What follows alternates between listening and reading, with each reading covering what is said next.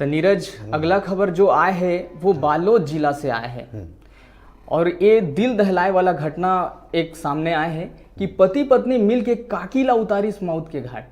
बालोद के गुंडरदेही थाना घुटेरी गांव में जमीन के झगड़ा में सगे भतीजा अपन पत्नी संग मिल के अपन काकीला मौत के घाट उतार दिस। मामला में पति पत्नी दोनों आरोपी मन ला गुंडरदेही पुलिस गिरफ्तार कर न्यायिक हिरासत में के रात्रि 9:30 बजे थाना गुंडरदेही में एक फ़ोन आया कि ग्राम खुटेरी के भरी खार में यादराम निषाद जो है उसकी माँ का शव है। उसके बाद से फिर पुलिस एक्टिव हुई और घटनास्थल के लिए रवाना हुई। घटनास्थल देखने से ये पता चला कि घटनास्थल पर जो मृतका जैन बाई, जिसकी उम्र लगभग 42 साल थी, उसके शव को झाड़ियों से ढका गया था।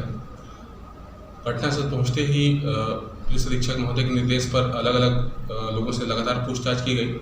ये बात सामने आया कि मृतिका करीबन 3 बजे वहां पर काम करने के नाम से गई थी और जो रात तक वापस नहीं आने पर खोज खबर पर उसका वहां पर शव मिला था, जिस पर से ये पता चला कि वहाँ जमीन संबंधी विवाद है। जमीन संबंधी विवाद के जो प्राइम सस्पेक्ट थे वेदराम निषाद और उसकी पत्नी दिलेश्वरी निषाद, उससे पूछताछ की गई क्योंकि घटना के समय उस दौरान वो लोग खेत में काम करने गए थे।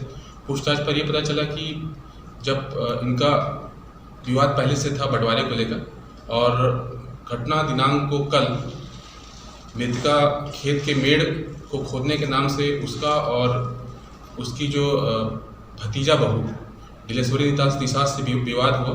उस दौरान उसका जो भतीजा था वेदराम निषाद, वह अपने जानवर को ढोने के लिए किनारे गया हुआ था।